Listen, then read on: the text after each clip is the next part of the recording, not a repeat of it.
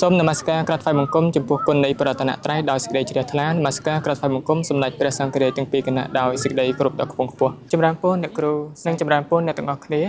អាត្មាភាពជាសាមណនិស្សិតនៃសាកលវិទ្យាល័យបញ្ញាសាស្ត្រកម្ពុជាកំពុងសិក្សាថ្នាក់ Gender ដែលបង្ហាត់បង្រៀនដោយអ្នកគ្រូសាស្ត្រាចារ្យសៃពុទ្ធីអាត្មាភាពព្រះនាមសានថាវិនអាត្មាភាពព្រះនាមគ្រីវណេតអាត្មាភាពព្រះនាមផេងមាសអាត្មាភាពព្រះនាមម៉ៅតារាអាត្មាភាពព្រះនាមឈៀងប៊ុនលេងអាត្មាភាពព្រះនាមយមដារ៉ូអាត្មាភាពព្រះនាមសរឿនថៃឈិតអាត្មាភាពទាំង7ព្រះអង្គមកពីគ្រប់ទី8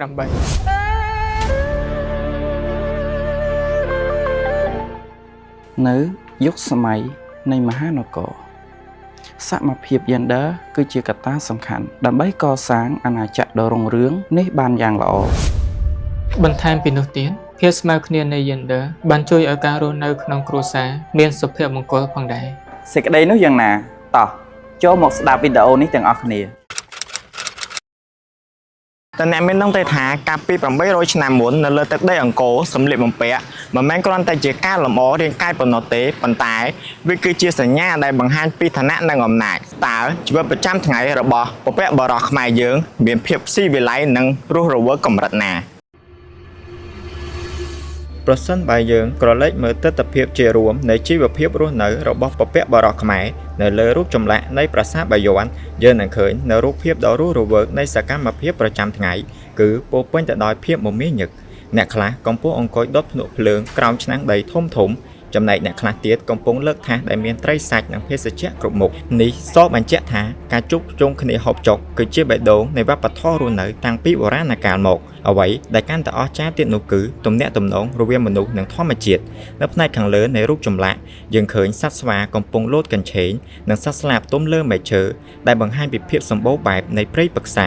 វាគឺជាការរស់នៅបែបអាស្រ័យផលផងនិងការពារផងដែលបង្កើតបានជាសន្តិភាពរវាងមនុស្សសត្វនិងធម្មជាតិយ៉ាងសុខសាន្តម្យ៉ាងវិញទៀតសម្លៀកបំពាក់ក្នុងសម័យនោះក៏បានបង្ហាញពីតួនាទីភេទនិងឋានានុក្រមសង្គមយ៉ាងច្បាស់លាស់ផងដែរបរិសុទ្ធក្នុងសម័យនោះភាគច្រើនលេងខ្លួនទទេនិងស្លៀកសំពត់ចងក្បិនខ្លីលើជង្គង់ដើម្បីបង្កលក្ខណៈងាយស្រួលក្នុងការធ្វើពលកម្មធ្ងន់រីឯស្ត្រីវិញតាមទំនៀមទម្លាប់គឺស្លៀកសំពត់វែងគ្របជង្គង់ឬដោះកជើងនិងលម្អដោយគ្រឿងអលង្ការខ្សែកឬកងដៃច្រើនជាងបរិសុទ្ធលើពីនេះទៅទៀតសម្លៀកបំពាក់ក៏បានឆ្លុះបញ្ចាំងពីឋានៈនិងអំណាចយ៉ាងច្បាស់លាស់ផងដែររាសាមញ្ញស្លៀកក្រណាត់សំពត់សាមញ្ញធម្មតាគ្មានក្បូរក្បាច់អ្វីឡើយគឺដើម្បីភាពរហ័សរហួនក្នុងកិច្ចការងាររីឯអ្នកមាននិងមន្ត្រីវិញប្រើប្រាស់សាច់ក្រណាត់ល្អិតដូចជាសូត្រមានក្បាច់ផ្កាភ្ញីនិងគ្រឿងអលង្ការមាសប្រាក់ដែលបង្ហាញពីទ្រព្យសម្បត្តិចំណែកព្រះមហាក្សត្រវិញទ្រង់គ្រងមកុដមាសនិងសំពត់សូត្រ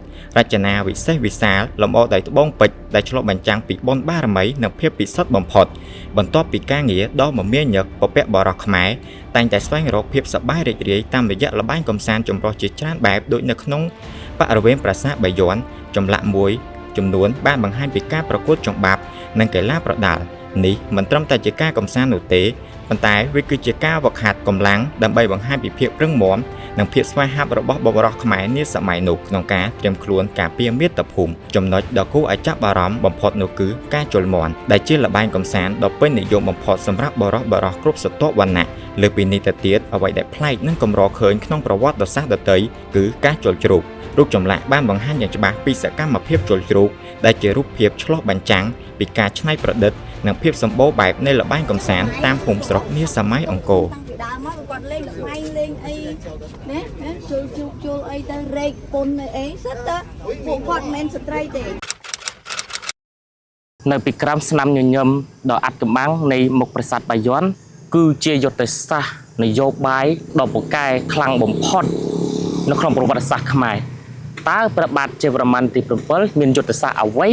ដើម្បីបំរួមអាណាចក្រដែលទើបតែងើបពីសង្គ្រាមឲ្យក្លាយជាមហាអំណាចដ៏រឹងមាំបំផុតនៅក្នុងអាស៊ីអាគ្នេយ៍តើសម័យកាលពីមុនហើយនិងសម័យកាលបច្ចុប្បន្នមានស្ថានភាពខុសគ្នាយ៉ាងដូចម្តេចព្រះអង្គបានប្រើប្រាស់ពុទ្ធសាសនាមហាយានជាមូលដ្ឋានក្នុងការគ្រប់គ្រងប្រទេសដើម្បីបំរួមប្រជាជននិងលើកកម្ពស់សីលធម៌សន្តិភាពនិងគោរពចំពោះព្រះមហាក្សត្រព្រះអង្គបានសាងសង់ផ្លូវ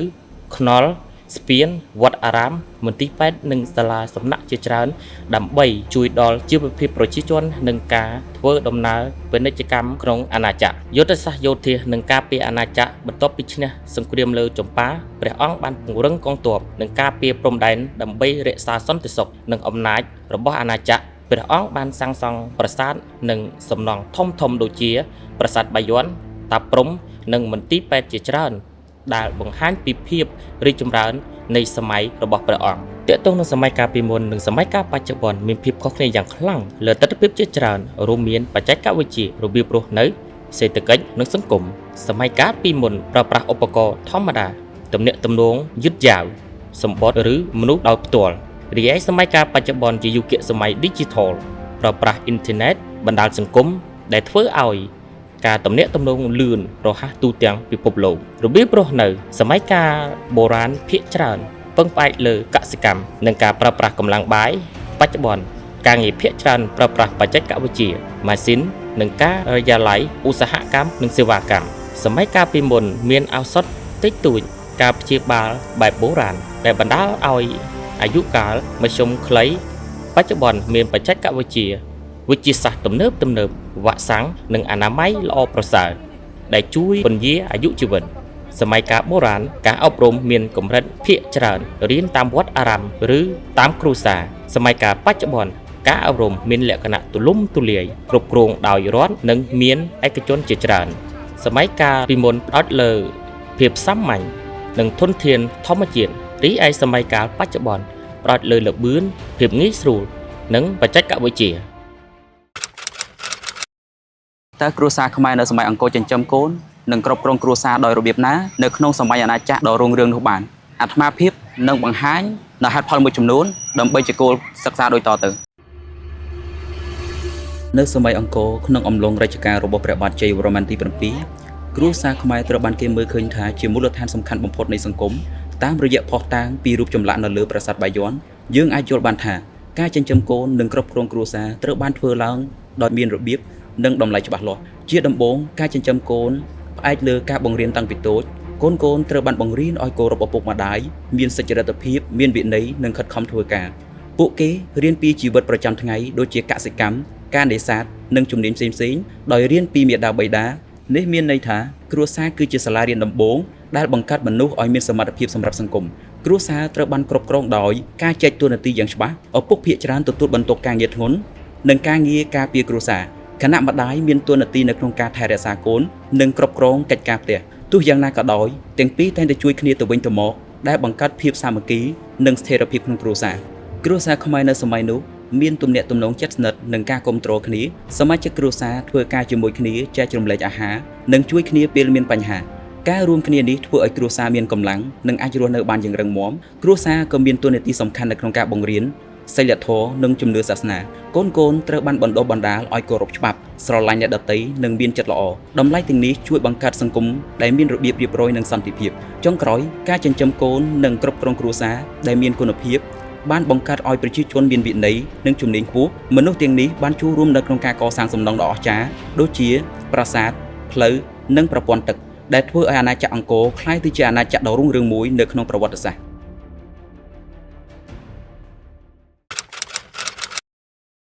មុនពេលដែលពិភពលោកស្គាល់ពាក្យថាសាកលវិទ្យាល័យដ៏ទំនើប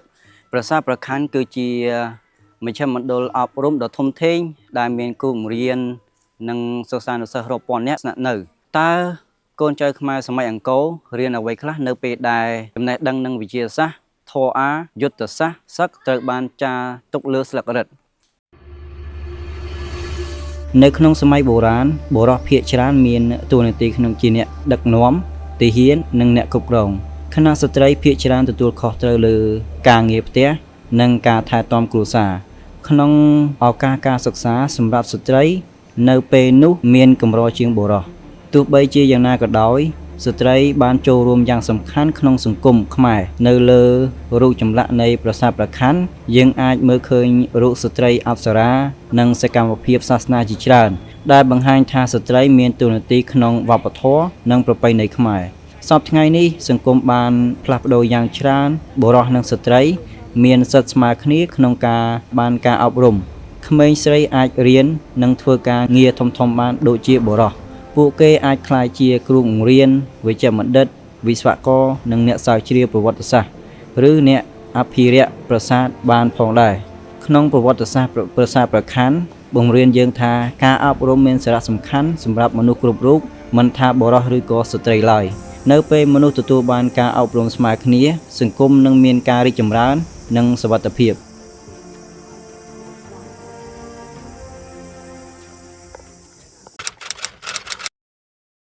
តើអ្នកធ្លាប់ឆ្ងល់ទេថាក្នុងអំឡុងកាលពី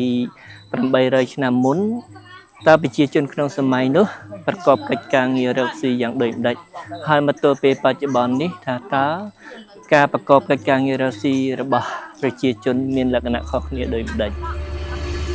ឆ្លងកាត់ពេលវេលា8សតវត្សគឺអំឡុងពេល800ឆ្នាំជាងមុនក្នុងសម័យនោះកម្ពុជាគឺជាមហាអំណាចកសិកម្មនេះបើយោងតាមការលើកឡើងរបស់លោកយុសុបញ្ញាលោកបានលើកឡើងថាប្រជាជនក្នុងសម័យកាលនោះគឺពឹងផ្អែកទៅលើវិស័យកសិកម្មក្នុងការប្រកបកិច្ចការងារចិញ្ចឹមជីវិតសេដ្ឋកិច្ចពឹងផ្អែកលើធម្មជាតិប្រជាជនរស់នៅតាមដងទន្លេបឹងបួរការងារចម្បងគឺការធ្វើស្រែចម្ការដែលពឹងផ្អែកលើប្រព័ន្ធធារាសាស្ត្របុរសជាកម្លាំងការពារនិងស្ថាបនាក្រៅពីការងារស្រែចម្ការបុរសមានកាតព្វកិច្ចបំពេញរាជការក្នុងមួយឆ្នាំពួកគាត់ត្រូវចំណាយពេលវេលាជាច្រើនខែដើម្បីទៅសាងសង់ប្រាសាទជីកប្រឡាយឬចូលរួមកងទ័ពក្រៅពីការងារស្រែស្ត្រីគឺជាអ្នកជំនាញកាត់តម្បាញសូត្រនិងសម្លៀកបំពាក់សម្រាប់ប្រើប្រាស់ក្នុងគ្រួសារនិងបង់ពន្ធជូនរដ្ឋមុននឹងឈានមកដល់បច្ចុប្បន្នសង្គមខ្មែរបានឆ្លងកាត់សម័យកាលមួយដែលផ្នត់គំនិតស្ត្រីបំពេញចង្ក្រានមិនជុំបានចូលមកជ្រៀតជ្រែកក្នុងសម័យយុគកណ្ដាលស្ត្រីហាក់ដូចត្រូវបានដាក់ឲ្យនៅតែក្នុងផ្ទះប៉ុន្តែនៅសម័យបច្ចុប្បន្នផ្នត់គំនិតនេះត្រូវបានលុបបំបាត់ជាបណ្ដាវិញហើយមកដល់សតវត្សទី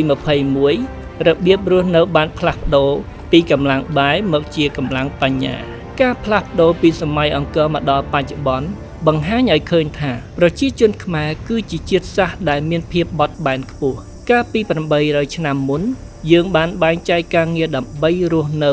និងដើម្បីកសាងអាណាចក្របច្ចុប្បន្នយើងបានបែងចែកការងារដើម្បីភាពរីកចម្រើននិងសមភាពទោះបីជាបច្ចេកវិទ្យាផ្លាស់ប្ដូរប៉ុន្តែការតស៊ូនិងការឲ្យតម្លៃលើស្ត្រីដែលមានតាំងពីបុរាណមកនៅតែជាចំណុចខ្លាំងរបស់សង្គមខ្មែររហូតមកដល់សព្វថ្ងៃតាមរយៈការសិក្សាខាងលើយើងអាចសន្និដ្ឋានបានថាស្ត្រីនិងបុរសបានដើរតួនាទីស្មើគ្នាក្នុងការចូលរួមអភិវឌ្ឍអាណាចក្រមួយឲ្យរុងរឿងរីកចម្រើនទៅបានហើយអ្វីដែលគួរឲ្យចាប់អារម្មណ៍បំផុតនោះព្រះនាងឥន្ទ្រទេវីគឺជាតំណាងឲ្យស្ត្រីទូទៅនៅរាល់ចំណេះដឹងនិងភាពឆ្លៀសវៃរបស់ព្រះនាងដូច្នេះការអភិវឌ្ឍខ្លួនជាមួយនឹងចំណេះដឹងគុណធម៌និងសមត្ថភាពមានសារៈសំខាន់ណាស់ទាំងបុរសនិងស្ត្រីហើយពួកគេទាំងពីរភេទនោះបានដើរតួនាទីក្នុងការជំរុញលើកទឹកចិត្តគ្នានិងជួយគ្នាទៅវិញទៅមកដោយពាក្យចាស់លោកពោលថាសំណាបយងដីស្រីយងប្រុសដូច្នេះដែលឆ្លុះបញ្ចាំងពីភាពចាំបាច់ដែលមិនអាចខ្វះបានមិនថាបុរសនិងស្ត្រីនោះឡើយជាចុងក្រោយអាត្មាភាពគ្រប់ព្រះអង្គសូមថ្លែងអំណរគុណដល់យ៉ាងជ្រាលជ្រៅចំពោះសាស្ត្រាចារ្យសាយពុទ្ធីដែលបានបង្កើតនិងដឹកនាំក្នុងទស្សនកិច្ចសិក្សាដ៏ល្អមួយនេះសម្រាប់សាមណនិស្សិតនិងនិស្សិតគ្រប់រូបនៃសាកលវិទ្យាល័យបញ្ញាសាស្ត្រកម្ពុជាដែលបានសិក្សាក្នុងមុខវិជ្ជា Gender នេះឲ្យបានយល់ដឹងស៊ីជម្រៅបន្ថែមអំពីសមភាព Gender នៅសម័យមហានគរនិងសូមអរគុណចំពោះការចំណាយពេលវេលាដ៏មានតម្លៃក្នុងការទស្សនានៅវីដេអូមួយនេះផងដែរ